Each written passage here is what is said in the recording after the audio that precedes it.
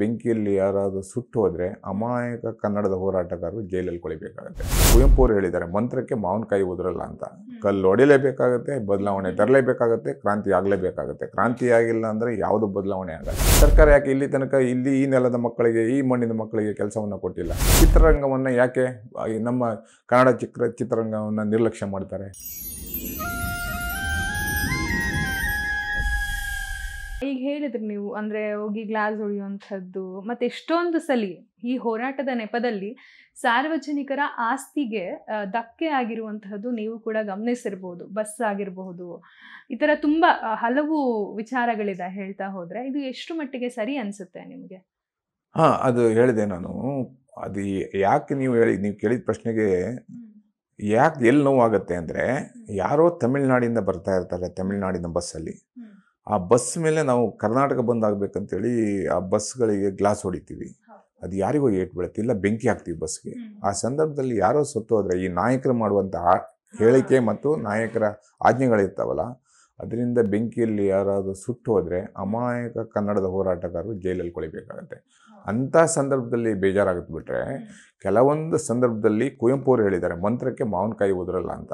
ಕಲ್ಲು ಹೊಡಿಲೇಬೇಕಾಗುತ್ತೆ, ಬದಲಾವಣೆ ತರಲೇಬೇಕಾಗುತ್ತೆ, ಕ್ರಾಂತಿ ಆಗಲೇಬೇಕಾಗುತ್ತೆ. ಕ್ರಾಂತಿ ಆಗಿಲ್ಲ ಅಂದರೆ ಯಾವುದು ಬದಲಾವಣೆ ಆಗಲ್ಲ. ಸರ್ಕಾರಗಳು ಅಷ್ಟು ಸುಲಭವಾಗಿ ಬಗ್ಗುವಂಥ ಸರ್ಕಾರಗಳು ನಮ್ಮ ಸರ್ಕಾರಗಳಲ್ಲ. ಹೇಗೆ ಬಂತು ಕನ್ನಡದ ನಾಮಫಲಕ? ಕನ್ನಡಿಗರು ಉದ್ಯೋಗ ಕೊಡಬೇಕು, ಅದಕ್ಕಾಗಿ ಇನ್ನೊಂದು ಕ್ರಾಂತಿ ಆಗಬೇಕಾಗುತ್ತೆ. ಉಪವಾಸ ಮಾಡಿದ್ರು ಮಾಡ್ತಾರಾ? ಉಪವಾಸ ಮಾಡಿದ್ರು, 106 ದಿನ ಉಪವಾಸ ಮಾಡಿದ್ರು ಹೋರಾಟಗಾರರು. ಸರ್ಕಾರ ಯಾಕೆ ಇಲ್ಲಿ ತನಕ ಈ ನೆಲದ ಮಕ್ಕಳಿಗೆ, ಈ ಮಣ್ಣಿನ ಮಕ್ಕಳಿಗೆ ಕೆಲಸವನ್ನು ಕೊಟ್ಟಿಲ್ಲ? ಕೊಡಬೇಕಿತ್ತಲ್ವ? ಚಿತ್ರರಂಗವನ್ನು ಯಾಕೆ ನಮ್ಮ ಕನ್ನಡ ಚಿತ್ರರಂಗವನ್ನು ನಿರ್ಲಕ್ಷ್ಯ ಮಾಡ್ತಾರೆ? ಪರಭಾಷೆ ಚಿತ್ರಗಳ ಆರ್ಭಟ ಬಂದರೆ ಕನ್ನಡ ಚಿತ್ರದ ಎಲ್ಲ ಸಿನಿಮಾಗಳನ್ನು ಎತ್ತಂಗಡಿ ಮಾಡುವಂಥ ಕೆಲಸವನ್ನು ಮಾಡುತ್ತೆ ನಮ್ಮ ಸರ್ಕಾರ. ಏನು ಮಾಡುತ್ತೆ? ವಾಣಿಜ್ಯ ಮಂಡಳಿ ಏನು ಮಾಡುತ್ತೆ? ಕನ್ನಡಿಗರು ಎಲ್ಲಿ ಹೋಗ್ಬೇಕು? ನಮ್ಮ ಕಲಾವಿದರು ಎಲ್ಲಿ ಹೋಗ್ಬೇಕು? ನಮ್ಮ ತಂತ್ರಜ್ಞಾನರು ಎಲ್ಲಿ ಹೋಗ್ಬೇಕು? ನಮ್ಮ ಕ್ಯಾಮ್ರಾಮ್ಯಾನ್ರು ಎಲ್ಲಿ ಹೋಗ್ಬೇಕು? ಇದನ್ನು ಕೇಳೋರು ಯಾರು?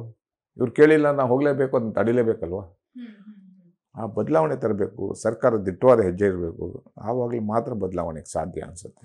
ಅಂದರೆ ನಿಮ್ಮ ಪ್ರಕಾರ ನಿಧಾನಕ್ಕೆ ಹೇಳಿದ್ರೆ ಸರ್ಕಾರಕ್ಕೆ ಬುದ್ಧಿ ಬರಲ್ಲ, ಸ್ವಲ್ಪ ಜೋರು ಮಾಡಿ ಹೇಳಬೇಕು ಅನ್ನೋದಾ? ಇಲ್ಲ, ಕ್ರಾಂತಿ ಆಗ್ತವೆ. ಆ ಸಂದರ್ಭ ಅದು ಮಾಡಬೇಕಂತ ಯಾರೋ ಕಲ್ಲು ಹೊಡಿಬೇಕಂತ ಹೋಗಲ್ಲ, ಯಾರೋ ಮಸಿ ಬೆಳಿಬೇಕಂತ ಹೋಗಲ್ಲ, ಯಾರೋ ಗಲಾಟೆ ಮಾಡಬೇಕಂತ ಯಾರು ಹೋಗಲ್ಲ. ಅವನ ಮನೆ, ಅವನ ಹೊಟ್ಟೆ ಪಾಡಿಗೆ, ವೈಯಕ್ತಿಕ ಬದುಕಿಗಾಗಿ ಯಾರೂ ಗಲಾಟೆ ಮಾಡೋಕ್ಕೆ ಹೋಗಲ್ಲ ಕನ್ನಡದಲ್ಲಿ. ಆ ಸಂದರ್ಭದಲ್ಲಿ ಕೆಲವು ಸಂದರ್ಭದಲ್ಲಿ ಕ್ರಾಂತಿ ಆಗುತ್ತೆ. ಕ್ರಾಂತಿಯಿಂದ ಅದು ದೊಡ್ಡ ಪ್ರಚಾರ ಆಗುತ್ತೆ. ಮೀಡಿಯಾ ಮಾಧ್ಯಮಗಳಿಂದ ಸರ್ಕಾರದ ಕಣ್ಣನ್ನು ತೆರೆಸುವಂಥ ಕೆಲಸ ಆಗುತ್ತೆ. ದಪ್ಪ ಚರ್ಮದ ಸರ್ಕಾರಗಳನ್ನು ಎದ್ದೇಳಿಸುವಂಥ ಕೆಲಸ ಆಗುತ್ತೆ. ಆವಾಗ ಬದಲಾವಣೆ ತರುವಂಥ ಕೆಲಸ ಆಗ್ತವೆ.